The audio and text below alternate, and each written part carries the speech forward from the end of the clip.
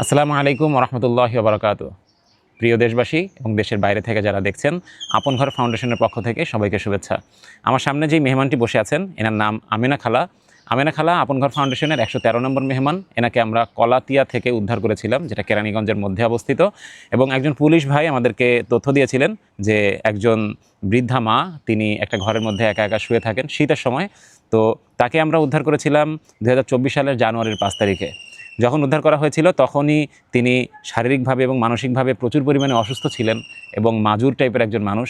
উনি মানসিকভাবে পুরোপুরি বিপদগ্রস্ত ছিলেন। কোনো তথ্য আমাদেরকে দিতে পারেন নাই যে ওনার পরিবারের কে কোথায় আছে, ওনার বাড়ি কোথায়, বা কিভাবে ওনার পরিবারের সঙ্গে যোগাযোগ করতে পারি, কোনো ধরনের ক্লু ওনার কাছ থেকে আমরা পেয়েছিলাম না। তো খালার এখন শারীরিক অবস্থা খুবই খারাপ। খালার জন্য প্রচুর পরিমাণে দোয়া দরকার। খালার চিকিৎসা চলছে। খালাকে আমরা যখন চলাফেরা করাই তখন হুইল চেয়ারে করে চলাফেরা করাতে হয়। আমরা তাকে সবসময়, সে বেডে রেস্টে থাকে সাধারণত, এবং 3 বেলা খাবার পাশাপাশি অন্যান্য নাস্তা যেগুলি থাকে এগুলি আমাদের কেয়ার গিভার যারা আছেন তারা তাকে মুখে তুলিয়ে খাইয়ে দেয়। তো খালার জন্য সবাই দোয়া করবেন, আল্লাহ যেন ওনাকে দ্রুত সুস্থতা দান করেন। যদি খালা আল্লাহর রহমতে সুস্থ হয়ে যায়, তাহলে তার কাছ থেকে যদি কোনো তথ্য আমরা নিতে পারি, তাহলে তার পরিবারের সঙ্গেও যেন আমরা যোগাযোগ করতে পারি ইনশাআল্লাহ।